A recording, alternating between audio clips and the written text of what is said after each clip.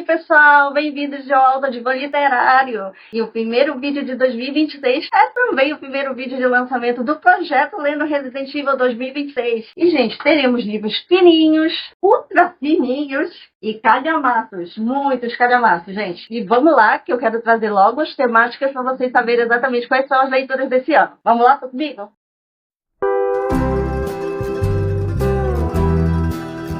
Oi, pessoal, bem-vindos de volta ao canal aqui Agido Divã Literário e bem-vindos, feliz 2026 para todo mundo. Fico muito feliz de estar falando aqui com vocês esse ano, e esse ano de leitura será muito especial, porque além de ser o terceiro ano consecutivo lendo Resident Evil, que é um projeto que, além de socializar muitas leituras ali, de acordo com alguns seguidores, fazendo paralelo ali com a lore da franquia, também trouxe muitos insights valiosos, especialmente para mim, que no trimestre passado leu muitas autoras, e muitos insights sobre feminismo, sobre muitas coisas que agora eu quero ver também nesse trimestre. Afinal de contas, logo na primeira meta de leitura, a gente vai homenagear uma princesinha que já está saindo do forno já. Agora, dia 27, ela já vai estrear, que é a Grace Ashcroft, em seu Resident Evil 9. Ai, gente, eu tô muito ansiosa por esse lançamento, principalmente porque eu tô muito curiosa para ver como vai ser essa protagonista, que tipo de agência ela vai ter, e principalmente porque a Grace, ela pode ser vista por duas óticas, ao meu ver. Ela é o Maltbreaker, porque é filha de Maltbreaker, então ela já traz todo um legado de história de lutas contra o bioterrorismo, contra a ganância e a ambição corporativas. E ela também pode ser avaliada, pelo menos no meu parecer, muito parecida com uma versão feminina do mito grego do Atlas, que é um personagem que carrega o mundo nas costas. Então, de uma certa forma, a comparação de Atlas, da Grace, ela carrega todo o peso desse legado de luta e resistência contra o bioterrorismo e contra o terror biológico. E por conta disso, logo na primeira meta, a gente vai trazer livros que vão trazer muito significado. E um desses livros, gente, este calhamaço lindo e maravilhoso aqui, gente, que é A Hora das Bruxas, da Anne Rice, que vai trazer uma protagonista muito interessante, que é a Rowan Mayfair, que é uma neurocirurgiã que, num dado momento da vida dela, a morte da mãe adotiva, que ela descobre todo um legado em relação à sua família biológica, e é um legado de sombras, do qual ela só vai ter duas escolhas. Ou ela rompe com esse legado, ou ela continua nele, trazendo prejuízos e maldições para sua família. E nesse momento aqui dessa narrativa, que na verdade ainda eu estou no comecinho ainda, não tenho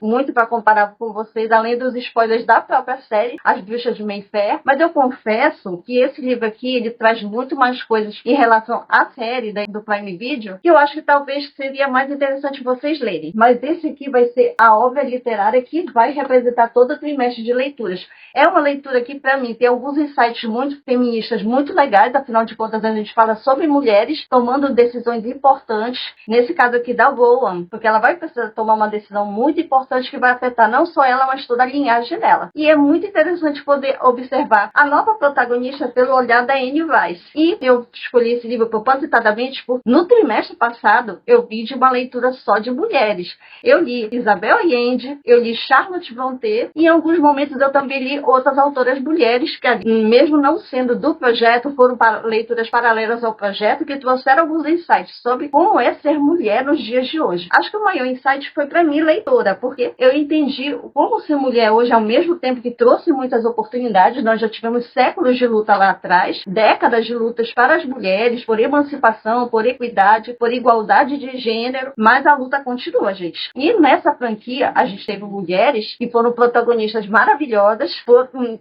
Claro que até o momento, para poderem ser protagonistas, elas tiveram que perder um pouco, na minha visão, elas perderam um pouco talvez de feminilidade, de essência e talvez até de agência. E também nós tivemos coadjuvantes que deixaram sua marca na história, apesar de hoje estarem na geladeira, e vilãs muito icônicas, como a Alex Wesker, por exemplo, que até hoje fica ali no imaginário de todo mundo e vai saber se ela vai voltar para a franquia. Mas toda essa galeria de mulheres, gente, ela teve toda uma representatividade na franquia e isso fez toda a diferença. E poder olhar para essas mulheres fantásticas agora vai ser muito bom, gente. E no dia 8 de março eu vou querer falar muito com vocês sobre isso aqui, mesmo que a leitura não tenha terminado, eu vou querer levar muitos insights insights para vocês, muitos aprendizados que eu espero ter também, enquanto leitora e enquanto fã da franquia. Outro livro também que eu quero ler para complementar essa leitura sobre mulheres agora de janeiro a março, é esse daqui, Uma Chama Entre as Cinzas, porque ela vai contar a história da Laia, que é uma escrava que vai sair do meio onde está para ajudar o seu irmão. E aqui a gente vai ver muitas coisas sobre agência feminina e sobre feminismo que eu espero poder compartilhar muito com vocês. Espero que seja uma leitura muito transformadora. Como eu falei no trimestre passado, eu tive muitos insights sobre o que é ser mulher e eu espero que a partir da leitura de Anne Rice, essa aqui também seja uma oportunidade única para falar sobre isso. E para fechar, gente, com chave de ouro, em março, eu quero ler esse livro aqui, que estava há muito tempo na minha lista de leituras e finalmente eu vou poder ler e contar para vocês, que é O Conto da Aya. Eu já assisti a série The Handmaid's Tale,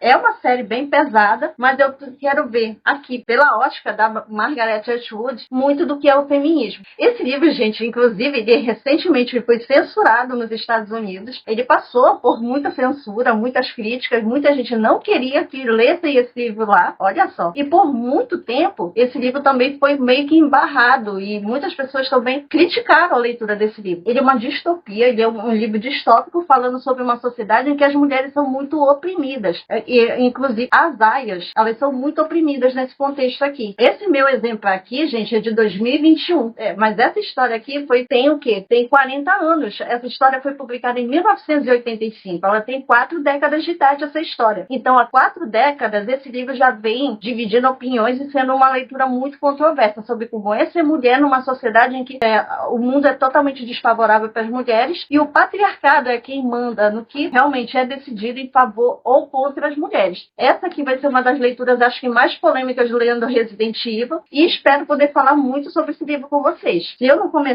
começar ainda em março, mas eu quero ver se eu pelo menos já leio um pouco antes para poder já começar a traçar metas e falar um pouquinho com vocês. Mas a expectativa essa é a leitura que vai fechar o trimestre com chave de ouro. E espero que vocês gostem, pessoal. E para o segundo trimestre, gente, em tom de anedota, a gente vai ter, em homenagem a Resident Evil 7, que é um dos jogos que realmente trouxe inovações para a franquia, inclusive com a perspectiva da câmera em primeira pessoa, a gente vai trazer também a temática de leitura Boy Rexona, que não te abandona. Porque nesse trimestre aqui a gente vai homenagear Ethan Winters, que vai sair de onde está para ir resgatar sua esposa Mia, que está desaparecida há pouco mais de 3 anos, e ele vai procurar ela a partir de um vídeo que ele recebeu. E por causa disso, ele vai procurar ela e acaba numa mansão na Louisiana. E ele passa por muitas aventuras, a maior parte muito desagradável, mas ele termina lá alcançando seu objetivo, que é resgatar a sua esposa. Em homenagem a esse trimestre aí, temos essa leitura aqui pesadíssima, que é A Tormenta de Espadas, de George R. Martin, e é o livro 3 das Crônicas de Gelo e Fogo. Ele vai trazer, inclusive, momentos icônicos, como, por exemplo, o Casamento Vermelho, que é um dos episódios, acho que, mais macabros. Eu fiquei bem nervosa quando eu assisti ele na série. E aqui a gente vai também ver o desenrolar de muitas situações.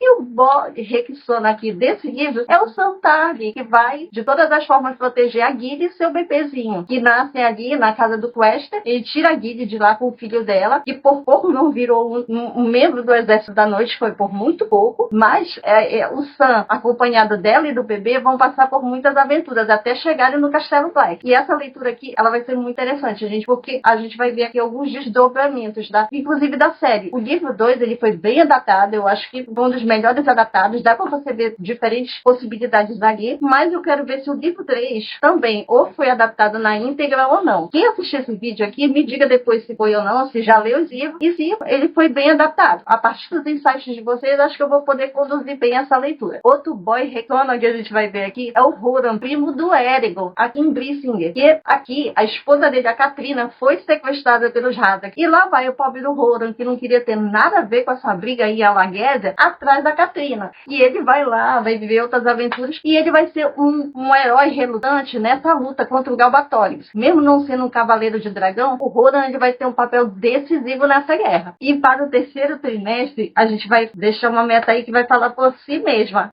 Paizinho, paizinho, paizinho lindo, meu amor, papai, paizinho.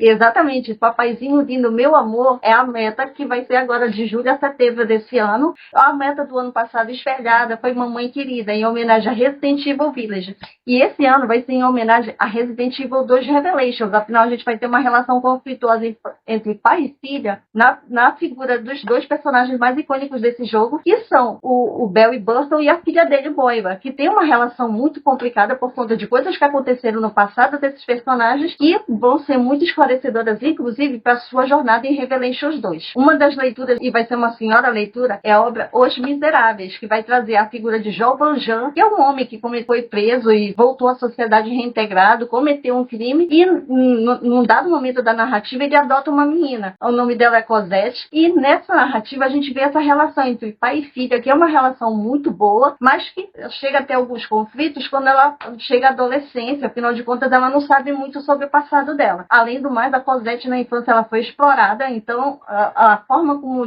o Jean criou ela foi de uma forma que ele tentou proteger ela de tudo que pudesse desanimá-la. E é uma relação muito bonita, mas ao mesmo tempo é uma relação de altos e baixos, exatamente como a da Moira e do Bel. Outra obra que vai complementar essa leitura é esse aqui, Corte de Espinhos e Rosas, que também tem relações familiares aqui, e eu espero poder falar muito sobre isso com vocês. Eu acho que essa meta aqui, apesar de ser uma meta também em tom de anedota, mas vai falar muito sobre relações familiares, e é o livro de agosto, justamente no mês dos pais. Então vai ser uma leitura bem interessante, espero dividir muita coisa sobre esse livro com vocês. E para fechar também em setembro, vai ser essa leitura aqui, O Conto de Duas Cidades, do autor Charles Dickens. Eu já li alguns livros dele, Um Conto de Natal, já li também Oliver Twist, que é um dos livros que eu ainda tenho, assim, uma opinião meio controversa se eu gostei ou não. E eu acho que, por ter problemas com relações familiares aqui, eu acho que esse livro também talvez seja a minha forma decisiva de saber se eu gosto ou não de Charles Dickens. Eu gosto da escrita dele em alguns livros, mas esse aqui vai ser o livro que realmente vai definir não só a meta de leitura, mas também vai me definir enquanto leitora se eu gosto ou não de Charles Dickens. Eu gostei muito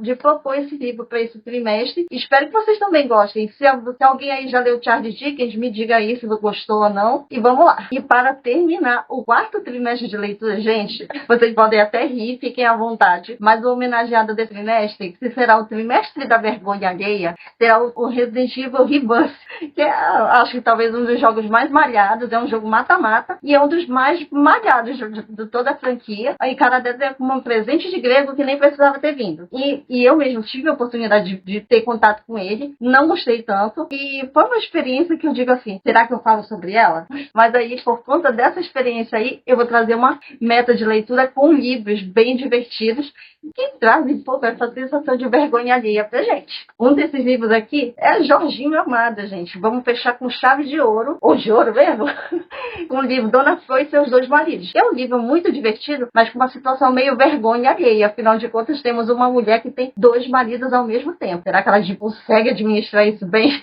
Será que ela consegue? Vai ser uma leitura bem divertida. Afinal, é Jorginho Amado. É um autor brasileiro que eu quero muito poder ler para fechar essa meta. E para fechar mesmo com chave de ouro também, vamos ter a leitura desse clássico da literatura aqui, Macunaíma, O Herói Sem Caráter, que é também outro livro muito divertido. Nesse caso, eu vou poder finalmente concluir a leitura dele, porque também eu tive a oportunidade de ler ele na faculdade. Mas a forma como a gente lê um livro na faculdade ou na escola é muito diferente da gente propor uma leitura para nós mesmos, como um insight de leitura, para aprender. E nesse caso aqui, eu quero tirar muitas coisas engraçadas daqui, já que teremos um trimestre de leituras sobre vergonha alheia. Sabe aquele negócio que a gente passou, mas não quer admitir, né? A leitura de Macunaíma é para fechar o ano com chave de ouro, junto com Jorginho Amado, e vai ser uma leitura de obras nacionais, para trazer também não só insights sobre esses autores, mas também nos divertir muito. Afinal, vai ser um trimestre que eu quero sim, muita leveza, eu quero rir bastante, e nada melhor do que trazer esses dois livros para dar boas risadas. E é isso, gente. Se você gostou desse conteúdo, é só ficar aqui e continuar acompanhando aqui o canal. E se você gosta de leitura, literatura e tudo relacionado ao mundo dos livros, é só se inscrever, ativar o sininho, que é para não perder nenhuma novidade no canal. E se você também é meu seguidor no Instagram, ou se você não é meu seguidor no Instagram, mas quiser acompanhar lá para ver tudo sobre o projeto que já foi postado lá,